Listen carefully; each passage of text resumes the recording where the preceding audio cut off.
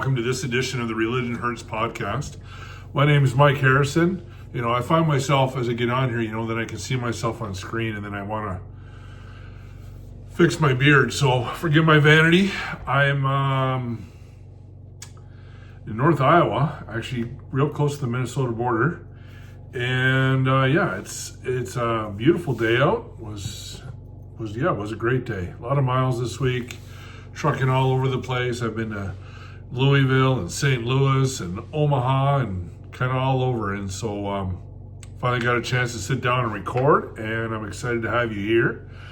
Did a lot of detail last week on the podcast, and this week I kind of wanted to get a little bit more into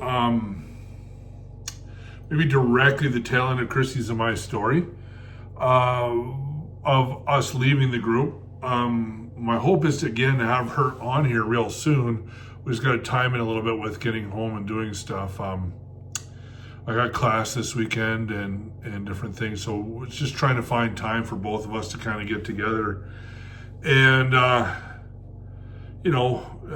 just do a podcast. We haven't done it yet. Get the time without the noise of kids and grandkids and everything else going on, so we'll get that sorted out. But I specifically wanted to get into this part of the story. Before I do, I want to preface a little bit about some of the things the group did, why they did, how they did, some of their actions, so that it kind of makes sense going into the story. So I talked a lot about the structure last week of the group, and I'm going to get a little bit into some of their methodology of things that they were doing. I think I've talked before about their main doctrine was the death of self, what that meant, what they were trying to push and teach and do everything. But they did a few things very specifically. Some very, very specific methodology that, I'm just trying to search exactly how to start it here. But so a few different things that they did that were really consistent. They did what they called morning meetings. I kind of gotten into this some. But essentially what they would do, I call morning meetings. Sometimes they were at night, sometimes they were on a Sunday, sometimes they were on a Wednesday night, sometimes they were just whatever. But we call them morning meetings because oftentimes, especially in later years, when the groups were living more on properties together, they would meet every morning right around breakfast, and then they'd have a meeting about the day, but would go into always Chris Harrison expounding on different things and talking about whatever it was that he felt was God was wanting him to bring up that day. Remember, he's a prophet, a self-appointed prophet, and would then talk quite at length about what he believed God was telling him to talk about that day.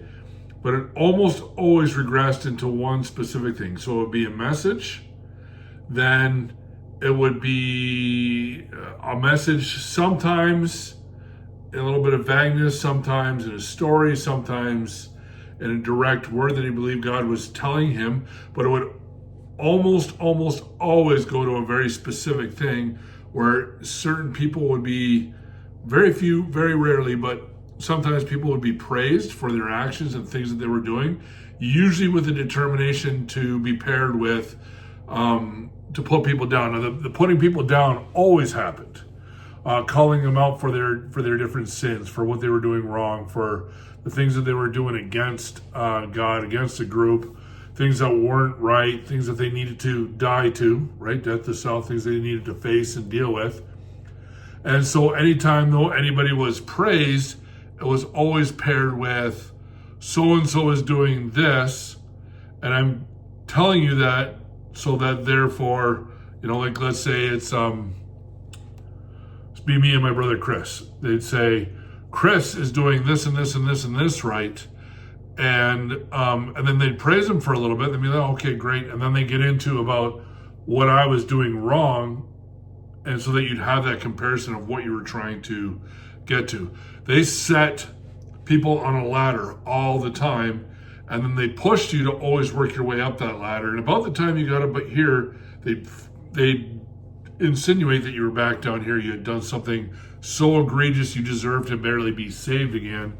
and then you go through months of working your way back up to about the time that you felt like you were really good, and then they'd knock you down and tear you down again.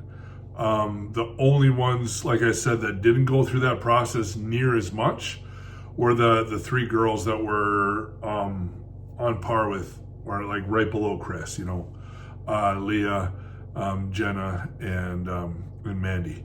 Those three didn't go through it to the extreme. They probably did a little bit more privately with him, would be my guess, because he had to keep them in line too. But in front of the rest of us, they just didn't get put to that same standard of lashing. And so this was all the time. Every morning meeting, somebody was called out. And when you leave a morning meeting and you weren't called out, you'd quietly go, oh, okay, I must be doing good. I must be climbing that ladder. I must be making, strides forward because I didn't get called out today. So that was a huge thing. Another huge thing that they do, and this is really important for those of you that are wondering why you don't hear from family. If you're ever listening to this and you're wondering why my sister or my son or my daughter or my this or my that never calls me, this is not just this group. This is all cults that do this. The alienation, separation and alienation. So they find a reason to say why your family is dangerous and why they're destructive, why they're against God, why you can name a bunch of things. And even if they don't have anything to blame that family on specifically, they'll find ways of blaming you for how much you care about your family. Or they'll use scriptures, for example, like where Jesus is preaching to a bunch of people, and his mom and his brothers come to want to get his attention, and so somebody says to Jesus, your mom and your brothers are here, and he says, my family are those that are here doing the will of God. I'm paraphrasing, of course, but essentially they'll use that to say, if you pay a lot of attention to your family, while you're not doing what God wants you to do, because the ones that are here in this group, this is your family. They're the ones that are actually doing God's will. Why are you giving more credence to them? It's also something that my brother and sister-in-law in their church, they preach, John and Mary. They preach hugely that the family isn't important. Mary's been limited from her family quite hugely because they have that belief that the family is not the ones that are doing spiritual life with you every day. That's your family, and your biological family doesn't matter anymore once that becomes the case. I strongly disagree with this, but this is what they believe. And so then they alienate everybody. And what's the purpose of alienation? It's so that nobody can challenge you and tell you the truth. The best of friends that you have in your life, and I have some really good friends that if I go to and I ask them directly, hey, is this or this right or wrong? A good friend will tell you the truth. Will say, no, that's not correct to do things that way, Mike. No, that's not a healthy way to do things. No, that's not good. And that's not a good way to do things. Just a simple example, I was frustrated with the company I'm working for, just because I didn't agree with some of their policies and the way that they dealt with me on some of their policies as a newer driver. And I had already been signed up to go into the North Dakota Truck Drivers Championship for them. And because I was frustrated, I was like, I don't think I want to do this anymore. And my trainer, who's become a friend, I said to him, I don't really want to do this. And he goes, yep, I can completely understand why you feel that way. And I said, well, I'm open to what you have to say to me. And he said, okay, well, my view on it is this. I think you should show up, and in spite of how you feel that company's is treating you or saying things to you or dealing with their policies, show up and show that you're, essentially above that. And I don't mean more important than that, but just that those things aren't going to bring you down. Show them how great of a driver you are. Show them what kind of person and mentality you have. And that was a challenge to me. I had to really consider that, and And I went and I participated in the truck driving championships. It was actually was a great time, and I'm really thankful that he could be somebody that could be honest with me like that. I think that people have a hard time being honest with each other sometimes, but that's what a good friend does. A good friend, when they see you about to go over a cliff, will say, hey, stop, don't go over that cliff. That's what a good friend will do. A good family. And we need those kinds of people in our life. We don't need just yes people. We need people that challenge us and push us to be better and require more out of us. And so by separating them from family, they can begin to preach these different things that go deeper and deeper and deeper and push farther and farther down this extreme road. And there's no other voices at all challenging what's being said. And eventually you're so far down that path that anything that feels like normal thought is so divisive and so extreme that you can't hardly believe it. So somebody asked me not that long ago, why do you think your mom wouldn't hear the truth regarding, because my mom's still in this call, why do you think your mom wouldn't hear the truth? And I said, there's no way to quite describe it other than essentially, once you believe something so far, yes, there's little things that show up as wrong along the way, but that little thread would unravel the big whole. And when you've gone so far that way, how many people do you know that have believed something a certain way for a really long time are able to all of a sudden change course and be open to something? Think about it in our country right now. If you've been a lifelong Republican and somebody who's a Democrat and has those points of view comes to you and says, well, I believe Republicans are wrong because of these things and I have these issues with them, almost nobody will listen to what they have to say because they're so set on what they already believe to be true. And vice versa, the same thing. So now we have a country extremely divided because, extremely divided. My screen's just not big enough to show them. Because we don't even have the ability to listen to each other anymore and hear each other's sides and empathize with why they believe that, or them empathize with why we believe this, or anything, simply because that's the way the political climate is. It's honestly very similar in churches. Pentecostals don't like charismatics. Charismatics don't like charismatics don't like Lutherans. Lutherans don't like Catholics. Catholics don't like Pentecostals. I mean, there's a whole Methodists. There's a bazillion different branches out there, and they don't all serve the same God, right? We're not talking about Christianity and the Muslim faith. We're literally talking about in the Christian circle. People won't listen to each other. They won't have anything to do with each other simply based on the fact that they've believed this way their whole lives or for quite a period of time. There's no more ability to hear them at that level. I'm saying all that to say that it, is the way that it applies to the group is the same way as it applies to somewhere in your life. Think about somewhere where you believe and know that things are supposed to be a certain way, that you believe that with all your heart, mind, and soul and strength. There's very little that can sway you differently. And you can probably think of a time when maybe you came to terms with the fact that you were wrong about something. It's an overwhelming feeling to come to terms with that. And that's the same way it is in a cult. And that's why they separate. Because once you believe something for 2 years, 5 years, a lot of these people now are going on 12 and 14 years of believing this prophet.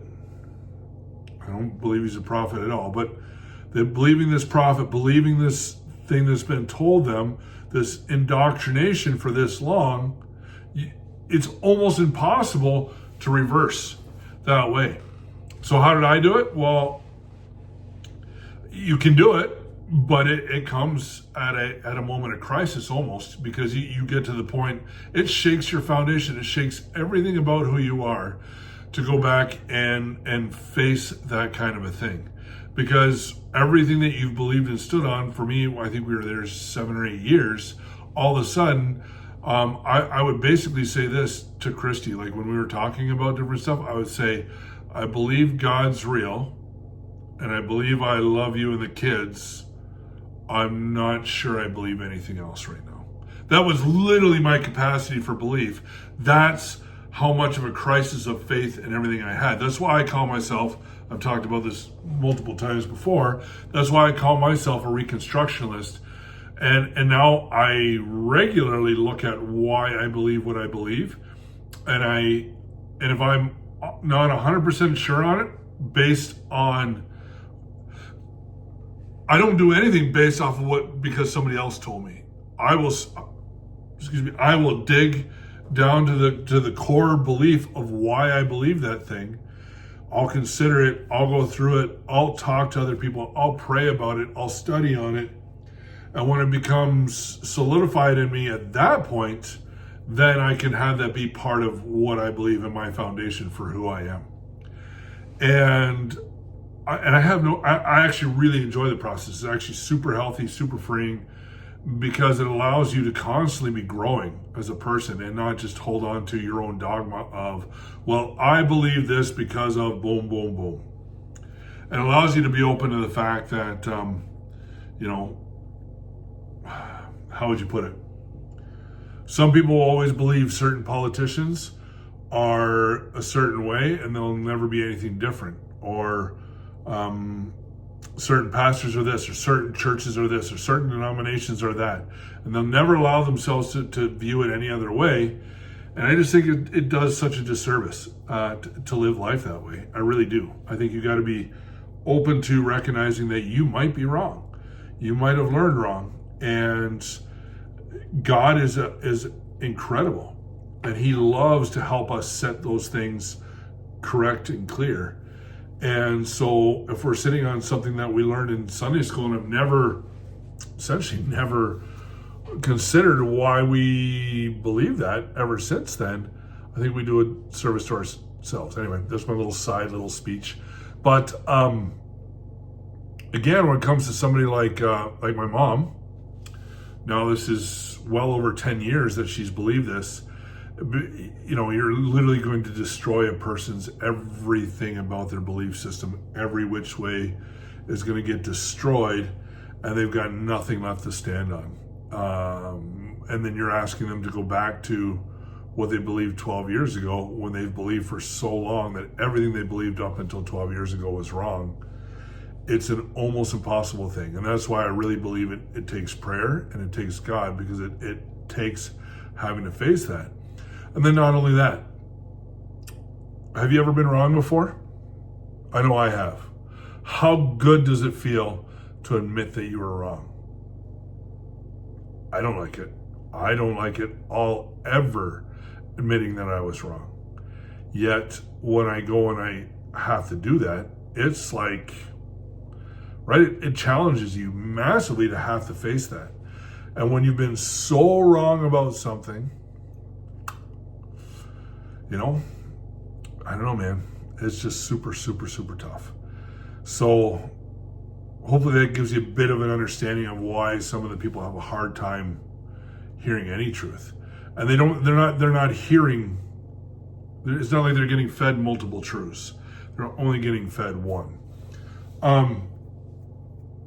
There was a documentary, I don't remember what it was called, but it was about Facebook. And just for a little side note. And they talked about in this documentary about how social media sites, essentially what they do is, if you have a belief, let's say in, I don't know, whatever it is. Say during COVID, you didn't believe that COVID was a real thing. Let's just say. You didn't believe it was a legit thing. You believe the conspiracy theory of it. So you got into that part of things. Then you went on this group over here and this group over here and talked to your friends about it. All of a sudden in your feed on Facebook, you'd be getting news stories and things, friends, groups that you could be invited to join that all have that same belief system. I think it's called The Social Dilemma. Really interesting thing. And essentially what you do is you get fed over and over and over more of what you believe and nothing about how anybody else sees things. And that's why people can get so nailed into one thing, because they're not taking information from an outside view. I remember I used to work in Toronto, and when I was working in Toronto, one of the things that I had a hard time with, because I had lived in lots of other places at that point, one of the things that I had a hard time with is that Toronto media was very Toronto's such a massive place, but all the media was always focused on what was happening in Toronto and very little on what was happening outside of Toronto. And I just remember feeling like as I was listening to some of that stuff, it was so hard for me, because I'm going, there's other things that happen in this world. Like there's other stuff, but you get so caught in that inward looking that you can't even see what's outside of those things. Anyways, sorry for all the tangents. Just something, that I find fascinating. Anyway. Additionally, what they would do is they would play anybody that was married. They would often play spouses against each other. And most of the time, with spouses, one spouse would be towards the top half of that ladder and tier regularly, and the other spouse was kept to the bottom tier of that ladder. I talked about ladder moving your way up and down, but you're always held within a certain tier system, right? Like I was never going to climb up into Leah's tier. I was never ever going to be allowed to get there. There was times that I got close to that. Most of my time in that group I spent on that bottom few rungs. That's kind of where I lived and breathed and maintained. But Christy was middle to upper.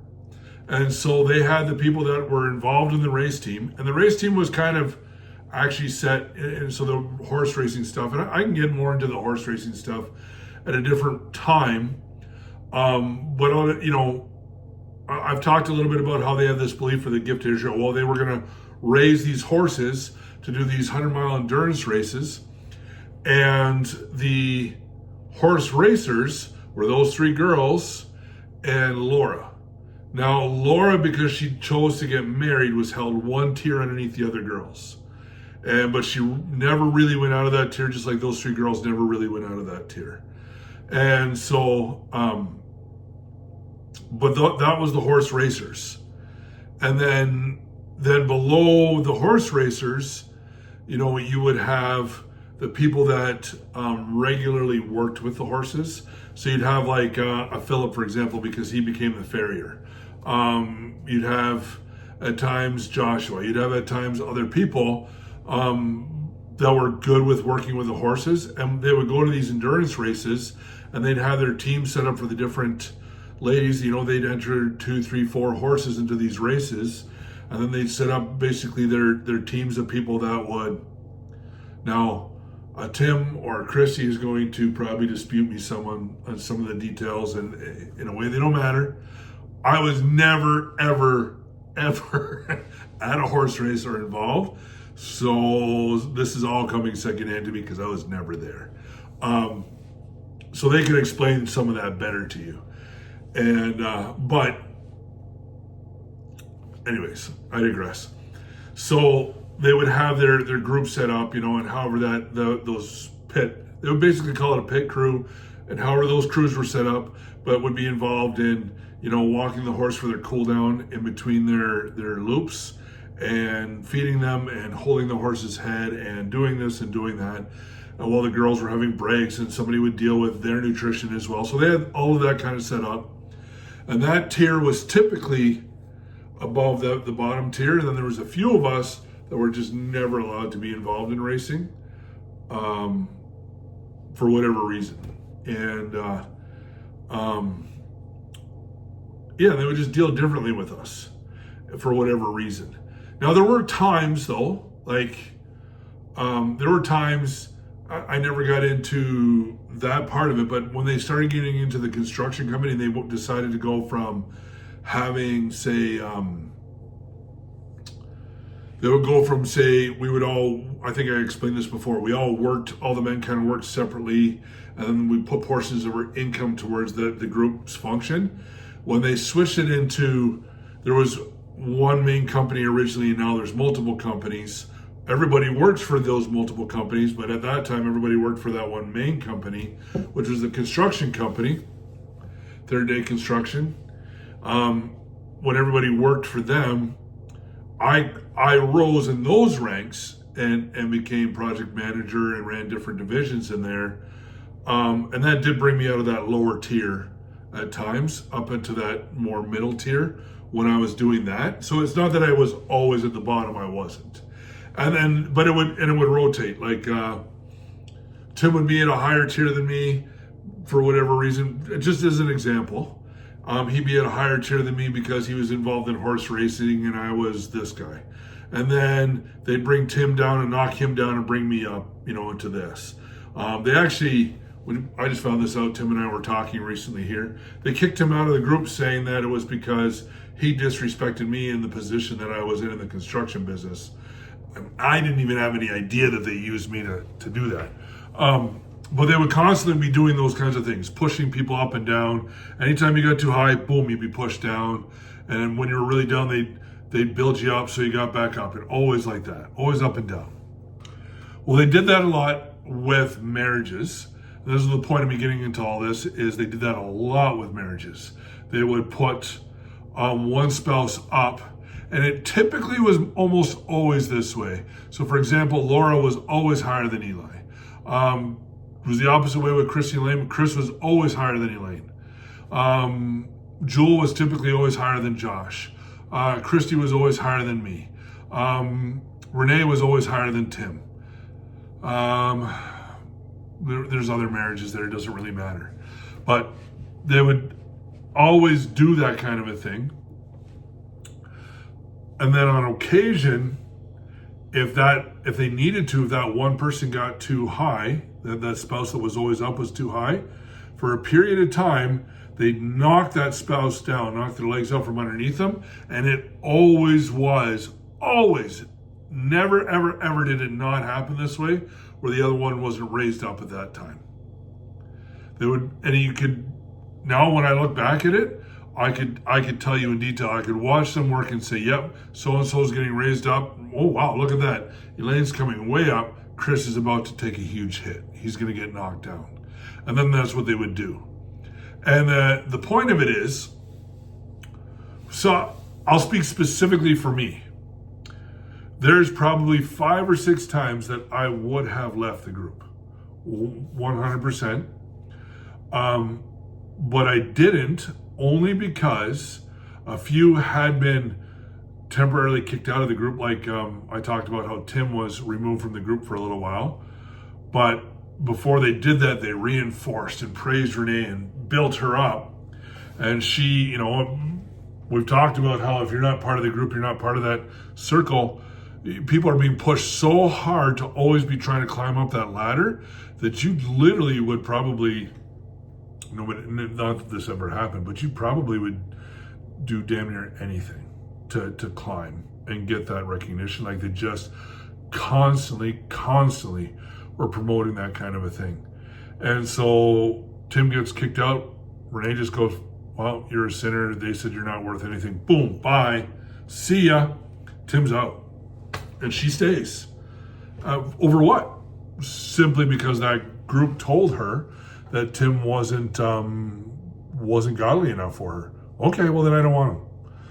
Simply based off of somebody else's opinion. So I knew that if I ever left, I would lose Christy and I'd lose the boys.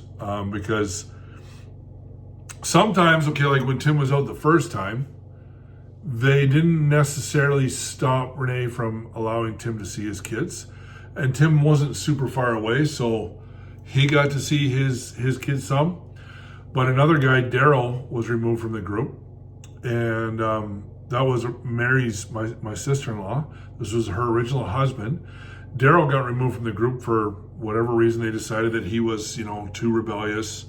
Daryl was always a bit of a black sheep, kind of like me, so they pushed him out. Daryl's done. Not only do they do that, they convince Mary that Daryl's a really bad person. Actually, they convinced her that he was a pedophile. And then, so Mary basically threatened to bring charges against him unless he signed a document saying that he'd step out of his daughter's life.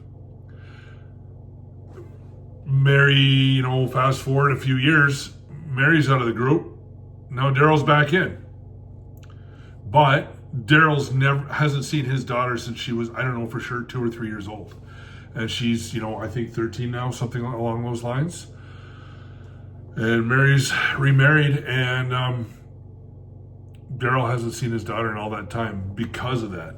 When Tim got booted out here 3 years ago, they will not let Tim have access to his kids. Now, that may change some, because I think Tim's going to do some fighting and some standing against some of that stuff to try to get some of that connection back, because they don't actually have a legal leg to stand on. They just put so much pressure and fear into a person that came out of the group that they don't dare go against what God said about them and everything. It makes me pretty frustrated, pretty upset. And it's a common thing. It's a common thing. My brother, we've talked about this lots. My brother doesn't see his daughter Anna ever. Doesn't even talk to her. Has nothing to do with her. Now she's my daughter, and I'm super blessed by that. But that idea that you can cut off his spouse is nothing. These people are cutting off their dang kids. It's insane. It's absolutely insane. All in the name of God. What kind of God is that? Anyway, so they do this. And so I was, there's probably 4 of us that were pretty regular black sheeps in the group. Me, Tim, and Daryl, and then Joshua some. But Joshua kind of stabilized and went more middle eventually. But me, Tim, and Daryl. Daryl was kicked out. Tim was out and then back in some. Oh, Eli too for a little while. Eli got kicked out, but came back in. Now Eli's way up in ranks. And then me. And I didn't ever get kicked out, but I was held in spots where I knew I'd get kicked out at any second. Actually, I remember specifically, Christy and I were renting a house, and as was common at that time, there'd be 2 or 3 houses rented across the group. And so Christy and I were living in this house. Another guy named Mike was there. My now brother-in-law John was living there. Girl named Nicole was living there, and another girl named Fiji were living there at our house with us, and my mom even for a little bit of time. All lived at this house with us. And it was a bigger house, had lots of bedrooms, and we could find room for everybody. And this is kind of the way a lot of stuff was done in the group. And they all went off to a race, and my job was simple. On race weekends, they'd all leave on whatever day, Thursday, Friday, they'd all go off to a race, and I'd watch my kids. It'd just be me and my 3 boys at home, which that part I loved. And then I'd go to the farm and do chores with them and help do stuff. But otherwise, I didn't really do anything else. I just get to be around my kids and get to be home. Well, one weekend, Christy comes back. This is when we're all still living in Ontario. And Christy comes back and says, we had this whole discussion here, and it's been encouraged that I leave you. I said, what do you mean? And essentially, everybody that was in my family, me, my brother, and my sister, we were all told that we had a specific curse that came from our dad and from down that line and whatever else. And that Christy needed to leave me. She needed to be done with me. She needed to walk away from me. Now, to her credit, she didn't. She said, no, I don't want to leave my husband. But they basically said, well, if you don't want to leave him, then you need to force him to change. So she came home and said to me, this is all brought up to me, all the things. And basically, you need to change, or else I'm not going to be married to you anymore. And you'll be kicked out of this house, and you'll be down the road. I'm paying for the house. I'm doing all of it because I'm the only one there making any money, which I wasn't making at the time because the business wouldn't pay us. But I'm that person, and they're going to throw me out of my house and away from my family. And so I love my kids, and I didn't want to lose them. And so I refused to, or I was willing to do whatever it took to stay. And that meant, bending that knee and going, yes, I'll change. I don't want to lose my kids. And inside, all I wanted to do was be done with the group more than anything. I just wanted to walk away at that point, and I couldn't. There was nothing I could do because I would have lost Christy and the boys. And so I bent the knee, but I was treated like an outcast in my own house every day.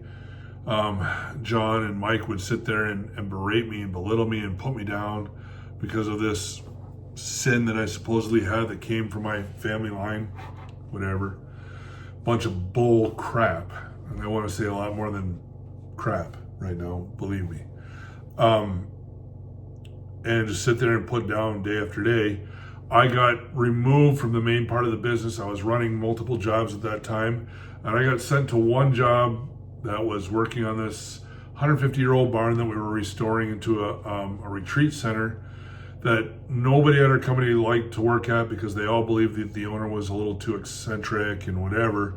And I got sent there, and my company truck got taken away. I got some old piece of junk that I could drive and barely ran. I got it fixed and running with Joshua's help.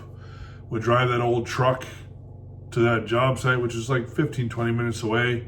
Hired my own crew of guys there because this guy would pay my brother's company because that's who I was working for at the time.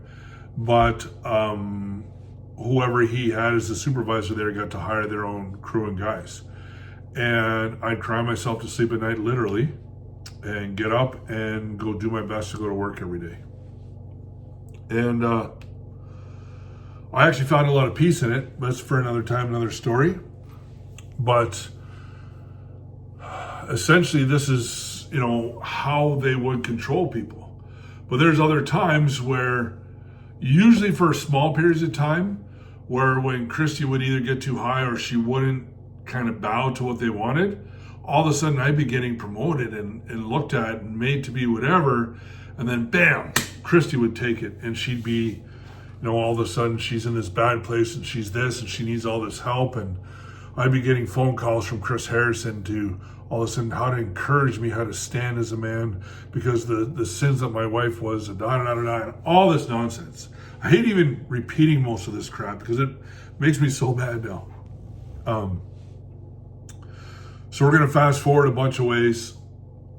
My brother's construction company gets shut down, and I get asked because now Nate and Mary, my friend Nate and Mary, own a hay business together. Mary's divorced from Daryl at this point. And they're down in Florida running this hay business that the farm kind of pushed to do. The farm is my colloquial term for, or most of us in the group, is for the farm is the main people, Chris, Brenda, and those three girls, and Laura. That's the farm. That's just because that's where they lived, was at the actual main headquarters where the horses were. So that's who the farm is, just to kind of help with that. Anyway, so the farm, the main people encouraged the Mary and Nate to do this. It started out, Mary would do this store. She'd own the store in Florida, and Nate would grow and do the hay up in Ontario. That's how they became partners. Because essentially, I don't want to go so far down this road, but real quickly, everybody in the wintertime takes, big time horse people take their horses south, Arizona, Texas, Florida. There's different places that it's really well known for, and but they can't eat, especially in Florida. Horses that raise in the north can't eat that hay. Mostly only they have coastal in Florida, and horses from up here can't eat coastal. And so they need to bring hay from up here down there, and then they were able to sell hay to other people that were down there, because you can only bring so much with you at a time. And then when you're down there, you got to order and buy hay. And so there's multiple hay places down there that the only thing that they do is bring hay from, northern climates down for horses that are there during the wintertime. Full business. Anyways, so that was going to be the deal. Mary's going to have the store down there. Nate was going to rent land up here to take and cut hay and bale it and then ship it down. And then he was also building what he called a hay line that would take, because people in Florida only use small squares. They don't use big rounds or big squares. They only use the small ones that you can do by hand, because most of them are renting somewhere, don't have a tractor, don't have any way to lift big hay bales.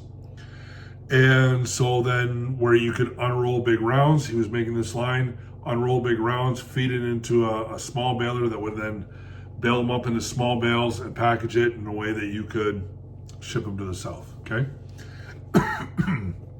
Well, then Mary was really struggling with the store, so they decided, the farm did, that Nate should go down and help her for a little bit to kind of get some of that going. Nate had a pretty good background in business and in retail. So Nate went down, and then that summer, this was after my brother's business ended, I was up here doing Nate's part of the hay. So Nate hired me to come work for him doing the hay. So Chrissy would run the hay factory. I'd do all the baling of the hay on the fields, haul it all in, do all that stuff. And then when that was all kind of, then Nate needed me to come down there because Nate had an idea to buy a semi truck, and they couldn't get enough hay off of the land we were doing. And so he'd buy different types of hay from different places, send a semi truck out to go get that hay, and you take a load of whatever, you just a hot shot load out, go pick up hay, bring it back. And so I went down and started driving with Nate, got my CDL permit, and then got my full CDL. And for a little bit, I would just drive with him. And then eventually we decided, Nate, and the farm decided that I should come work for Nate and Mary full time down there. Now, because it was fall, they weren't going to be doing any more baling up here anyway. Have me go down, and then I could go be a hay buyer for him. So that Nate could spend more time in the store, and I'd get my full CDL, et cetera, et cetera, et cetera. So that's what happened. That's actually how I got my CDL. And then I would go, which is commercial driver's license for the Canadians. And then I go driving, and I go drive out to Wyoming or Utah or Denver or wherever. I'd bring a load out in that general direction, pick up a load of hay, go back to Florida. Usually out 7 to 10 days at a time. And then that's what we did. Then eventually, we talked about this some. Sorry for skimming over this. We can get into some of these details later. They're putting pressure on Nate, doing the same thing with him and his wife Liz, holding her down here and him up here. Well, it got so bad regarding stuff because there's a certain thing that they couldn't do. They couldn't get Nate to completely be controlled because Nate just loved his wife in such a way that he was never going to completely push her down. And that's what's kind of required. The things that my brother did to his wife are beyond atrocious. I mean, we already know he can abandon his kids, but they wanted Nate to keep pushing Liz down and then have that separation. Nate wouldn't do it. And so he always would sit there and love on his wife. And they didn't like that because that control balance that I was talking about wouldn't be there. And so they started really dogging on Liz and wanted Nate to leave Liz. And so eventually Nate got so upset about it, he said, I'm not doing this crap. This is too far. And he walked. He just walked out of the group, him and his wife and his family, boom, gone. Well, I didn't really know why at the time that he did. But anyways, I'm going to skip over some of that stuff for right now. But long story short, I ended up taking over the hay business with Mary. Nate just signed over his part of it to me. Well, I did not realize there were hundreds of thousands of dollars in debt. We went about 8 more months and then realized, this is a sinking ship. I can't do this. I shut the business down. Mary up and left and went to Canada. I was left with all that business debt from Nate and Mary and everything. Just left with all that debt. And I didn't have any choice but to go bankrupt, unfortunately. So I went through bankruptcy, and but I kept the semi truck and a trailer, and to make the bills be paid enough. Like Christy and the kids moved into our camper. I owned 5 acres. I mean, I was paying payments on 5 acres that I owned it, had a mortgage on it.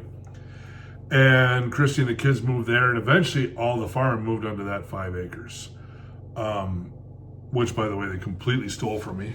And yeah, anyway, it is what it is.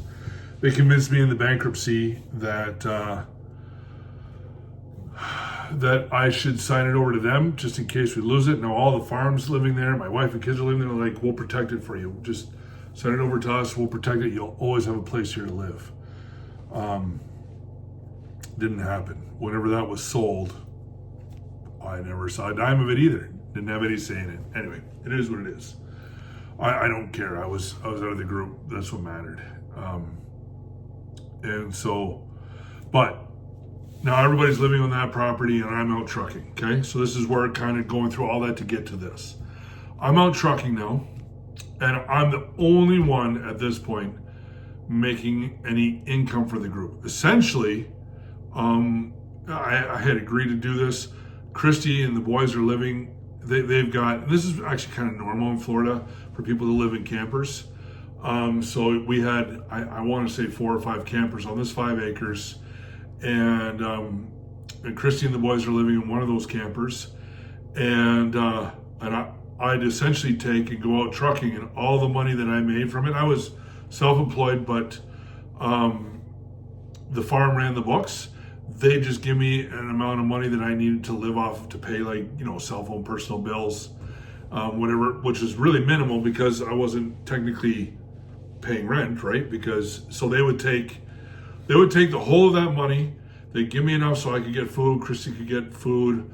Although at that time, basically everybody on the property ate together. It was one person's job to, kind of like a commune, it was one person's job to do the grocery shopping and doing all this stuff. So not whatever minimal stuff Christy needed to kind of survive, that's kind of what they gave her. And then they give me enough so I could buy food when I was out on the road. And then whatever that truck made when I was out running, it all went to them. And they all lived off of that.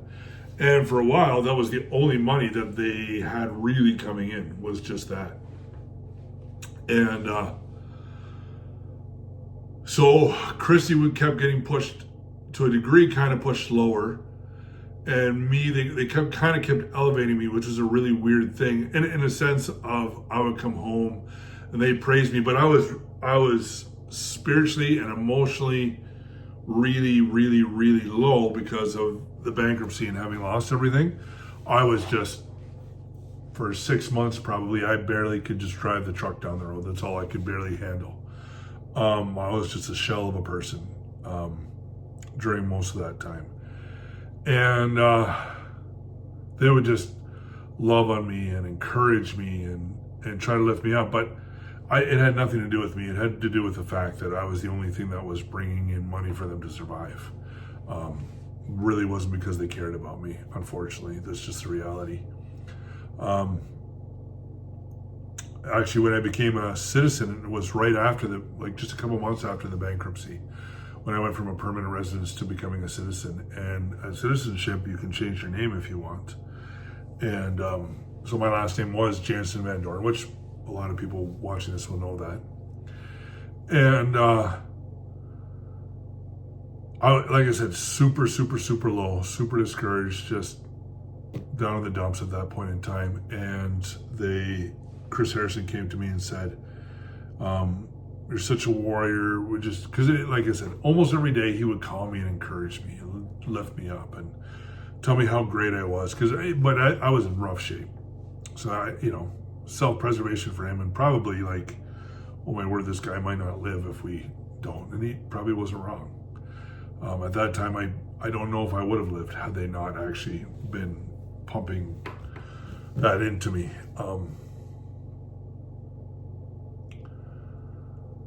And they actually still put a lot of separation between Christy and I early on in those times, because I'd call and be sad and want to talk to her and just talk. and have that kindness, and they'd really strongly discourage it. They tell her, don't talk to him. That's not going to help him. Not going to this. He's got to figure it out with God. That's what they would tell her. And then they turn around and then they'd love on me. But the power dynamic, I didn't understand it all at that time. I was a little bit, not myself either, obviously.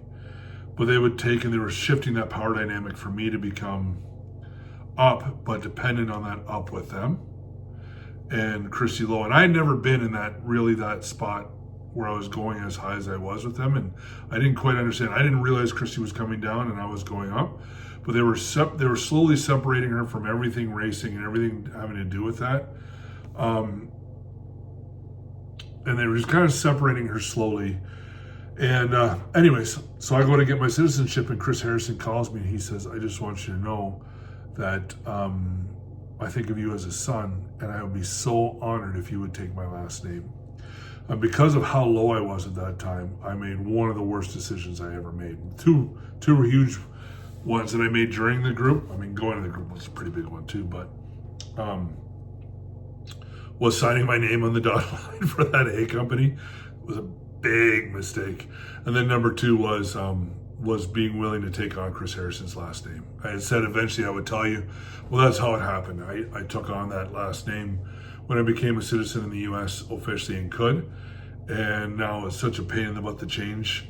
Everybody knows me as Mike Harrison. It's almost impossible to go back and change it all now. So it is what it is. But that's how that came to be, that I changed my last name to Harrison. For those that didn't know already, I think a lot of my family, I told directly this. But eventually, they were separating Christy and engaging me more, separating her more. They weren't saying too much negative about her to me yet. They were just separating her some. Then they came to me and they said, we think Christy should get a job. Like, we just think it'd be healthier for her.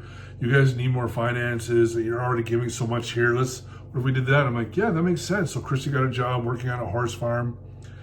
And then they came one day and they said to me, they said, over probably 2 or 3 days, they said it in multiple different ways about how Christy wasn't really fitting in there and all this stuff. And I was like, oh man, I don't want to go through this where it's going to be, she's just getting dogged and put down and I'm getting raised. Like, I started to see it. And they said, we have an idea. What if the camper Christy's in, we help her sell it, and she uses that money and you guys rent an apartment or a house off-site here. You'll always be welcome, but like, it'll just help her to be able to go to work, be with the boys, kind of give you that separation. And I jumped at it because I thought, yes, what a great idea. Now, I might not have consciously thought it out perfectly, but I knew, because of all the time before where they tried to separate us, that by her getting out of that group, I could have options to be able to do stuff, to be able to myself get out someday. And I really believe God paved that way, because I had such a peace about her getting out, such an excitement in me about her, being at the farm every day. And then, so she moved in that place. Well, within the next couple months, essentially what they did is they basically pushed her out completely. She started not being allowed and being welcome to the farm. And I'd be gone anywhere from 3 to 6 weeks on the road. And I'd come home for 2, 3 days, 4 days. And of course, they'd want me to come up there, and I had to park my truck and trailer somewhere, so I'd often go to that property. They always called it my property still at that time. Mike, come to your property. Come see what we've done on your property. Come see, we've built this fence. So I'd go there, and they'd always, right away be like, oh, Mike, we're so happy to see you. They'd be like this. But then they, the first few times, Christy would go with me, and then they started to say to me, well, Christy's kind of going through these things. I don't know if she should really come here right now. Her and your sister don't get along really well because Joel lived on that property, or this and this and this, or whatever. And they'd push Christy away. And I'm like, okay, this is really weird. So then I wouldn't go to the farm as much. And then they started to push. And in the last couple of weeks of me being at the group, they did to me what they did to Nate. And they said, God's basically told us that you need to leave Christy. You need to be done with her because she's always going to have too big of a place in your heart. And God needs to have that place because you'll never, if you don't leave her, you'll never have all of God. And it really bothered me because it just wasn't an option for me to leave her. It wasn't an option for me to leave the boys. I just couldn't do it. And so I sat there and I stressed about it and I didn't know what to do. And I was kind of just like, man, I don't know. Will this get restored for just about 2 weeks, something like that. And then I broke down in Chicago. I was driving through Chicago with my semi-truck, stopped at a rest area, and it was a polar vortex, like minus 40 outside. I went inside to go get some food, came out, and the truck was not running. It turns out through a long series of circumstances that the computer had actually gone bad. This is an older Mack truck. Computer just went out. And sitting there going, I don't know what to do. And I called Nate because Nate and I had started talking again. He was trucking, I was trucking. But we never talked about why Nate left the group. And so I called him and I tell him what's going on. He's like, man, that sounds like a computer issue, blah, blah, blah, blah, blah. He goes, well, where are you? I tell him I'm in Chicago. And Nate says, Mike, my dad's in Indianapolis. I'm going to have him drop his trailer. I'm going to have him in Indianapolis. I'm going to have him drive up to you. I'll have him tow you to the nearest truck stop. And then you guys can unhook your truck from your trailer. And then where's your trailer going? I said, well, to Pittsburgh. He goes, I'll have him take your trailer to Pittsburgh, unload it for you. And then you can get your truck fixed while you're sitting there at that truck stop. And then if you need, do you need money? Because I'll help you pay for any parts that you need and whatever you need to get this done. And I was so stunned that Nate would be willing to, with everything, because Nate was crucified by the group when he left, that he was a horrible, horrible, horrible person that had left God and all these things. That's what they always say about people that leave the group. And I was so shocked by how much Nate was willing to lay his life down for me, just lay it all down completely and just sacrifice for me. And I said, Nate, can I ask you a question? And he's like, sure. I said, why did you leave the group? And so then he started telling me about how they wanted to separate him from Liz. We talked about, well, this was wrong with the group first and this was big. It was really what it came down to. And he started telling me about this. I said, well, they've been trying to do that with me and Christy. He's like, oh, Mike, I'm really sorry. And he didn't tell me whether I should leave the group or didn't. He just loved me right in that spot. So I got off the phone with Nate. And just a few minutes later, I'm trying to figure out, if I want to wait on Nate's dad to come up or if I want to get a tow truck or whatever. And my brother, who was, at the farm at that time, he was with them all, he calls me and he said, this is God's judgment on you because you won't leave your wife. And that's why your truck broke down. And I was so shocked because I went, Nate showed me the love of God.